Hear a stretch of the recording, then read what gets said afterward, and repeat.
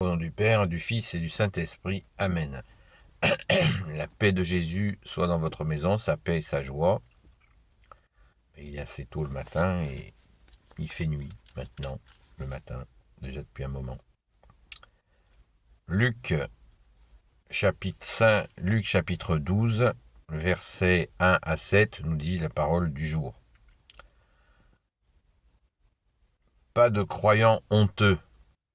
Sur ces entrefaites, une foule se rassembla, si nombreuse qu'on se marchait les uns sur les autres.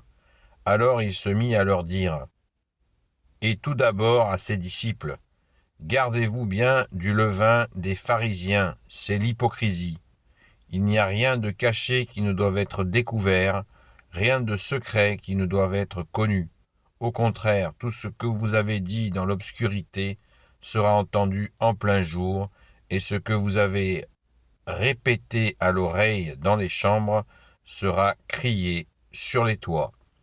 Je vous le dis, à vous, mes amis, ne craignez pas ceux qui tuent le corps, et ensuite ne peuvent rien faire de plus.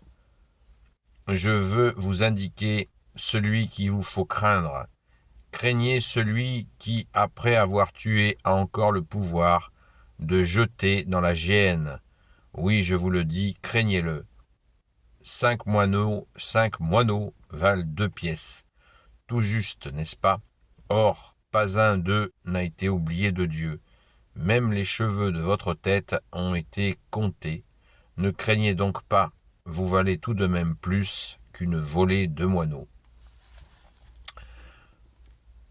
Je vous le dis, celui qui m'aura reconnu devant les hommes, le Fils de l'homme, à son tour le reconnaîtra devant les anges de Dieu. Mais si quelqu'un me renie devant les hommes, il sera renié en présence des anges de Dieu. Si l'on a attaqué en parole le Fils de l'homme, il y aura pardon, mais si l'on a blasphémé contre l'Esprit Saint, il n'y aura pas de pardon.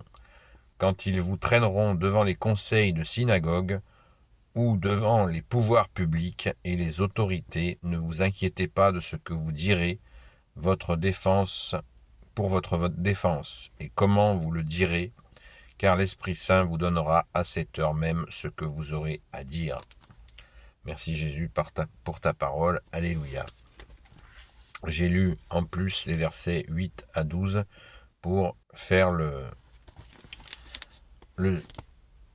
paragraphe, pas le chapitre, mais le paragraphe entier. Donc 1 à 12. Merci Jésus. Alléluia. Eh bien, dans cette parole, Jésus, tu nous indiques la clarté, la belle clarté en toi, bien-aimé Jésus. Est-ce à dire que Jésus nous dit, si vous n'êtes pas parfait, je ne veux pas de vous? Ben, c'est pas ça du tout. Parce que Jésus est venu pour les pauvres et les malades, pour les pécheurs. Donc, c'est clair, c'est net. Jésus nous dit, je ne suis pas venu pour les bien portants. Et là, il y a une invitation, c'est clairement précisé.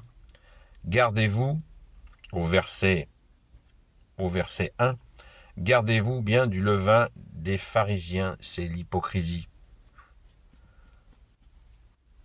Médire, parler des gens dans leur dos, toute cette attitude, c'est l'hypocrisie.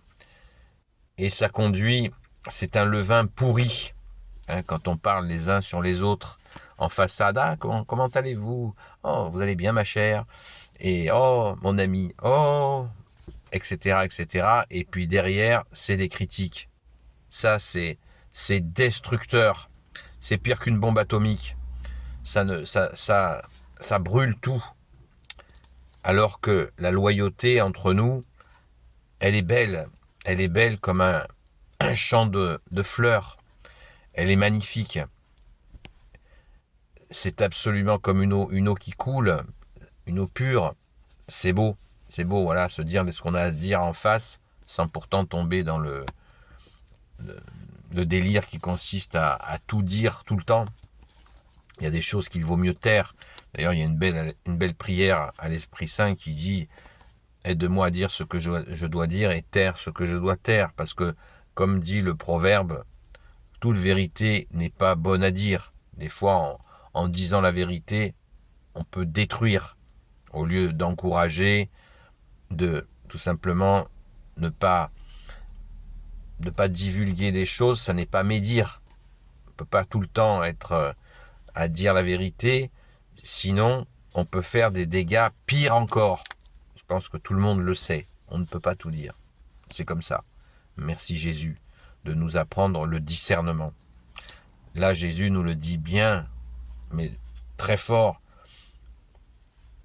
Au contraire, tout ce que vous avez dit dans l'obscurité sera entendu en plein jour, et ce que vous avez répété à l'oreille dans les chambres sera crié sur les toits. Je vous le dis à vous, mes amis. Voilà. Ne craignez pas ceux qui tuent le corps, mais ensuite ne peuvent rien faire de plus. Je veux vous indiquer celui qu'il vous faut craindre. Craignez celui qui, après avoir tué, a encore le pouvoir de jeter dans la géhenne. Oui, je vous le dis, craignez-le. Et bien là, il s'agit de son Père. Il s'agit de son Père. Donc, craignez-le au bon sens du terme. C'est une crainte d'amour. Et il y a une allusion directe à l'hypocrisie. Puisque quand on parle comme ça à tort et à travers dans le dos des gens, on s'imagine que ça ne nous est pas compté. On se croit libre de médire. Médire, ça veut dire du mal. C'est comme bénir, ça veut dire du bien. Et bien, maudire, c'est dire du mal. Et médire, c'est aussi dire du mal. Donc, craignez celui qui peut vous jeter dans la géhenne.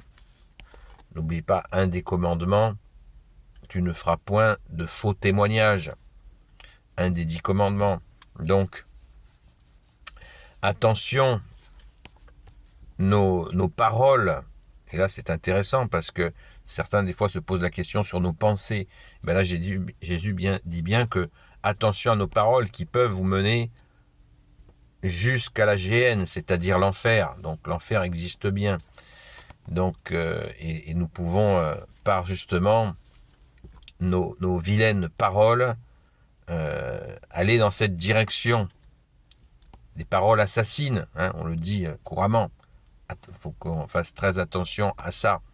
Et si nous sommes prisonniers de cette médisance, eh bien, donnons-la à Jésus. Allons dans une église ouverte, allons au tabernacle, là où est Jésus, et un genou à terre ou les 2 genoux, ou assis si on peut pas s'agenouiller, eh bien, remettons tout cela à Jésus, y compris dans une confession avec un prêtre. La médisance, c'est effroyable les dégâts que ça fait. Ça peut briser des vies. Et Jésus, merci de nous réveiller par rapport à ça. La médisance, c'est catastrophique. Et au verset 7, même les cheveux de votre tête ont été comptés. Ne craignez donc pas, vous valez tout de même plus qu'une volée de moineaux. Jésus nous rassure. Les cheveux de notre tête, ça veut bien dire, c'est très important. Tout est compté parce que on peut faire des dégâts avec notre langue, langue de vipère. Cette fameuse expression qui dit bien ce que cela veut dire. Donc, supplions Jésus de nous garder de cette médisance et n'oublions pas de bien toujours affirmer Jésus et l'affirmer, bien sûr, dans nos actes. Amen. Béni soit le Père, le Fils et le Saint-Esprit. Amen. Merci Jésus de nous y aider. Ô Jésus, toi qui peux tout et qui portes tout, je te confie toutes celles et ceux qui regarderont cette vidéo ainsi que leurs proches selon ta sainte volonté. Sainte Marie, notre Mère, Saint Joseph, grand Saint Joseph, Sainte Marie-Madeleine, et vous, tous les saints et saintes amis de Jésus, Saint Michel Archange qui est comme Dieu, Saint Gabriel Archange, Saint Raphaël Archange, et vous tous les anges qui servez Jésus, selon la volonté de Jésus, eh bien, je nous confie à vos prières, selon la sainte volonté de Jésus, et je vous dis à très vite.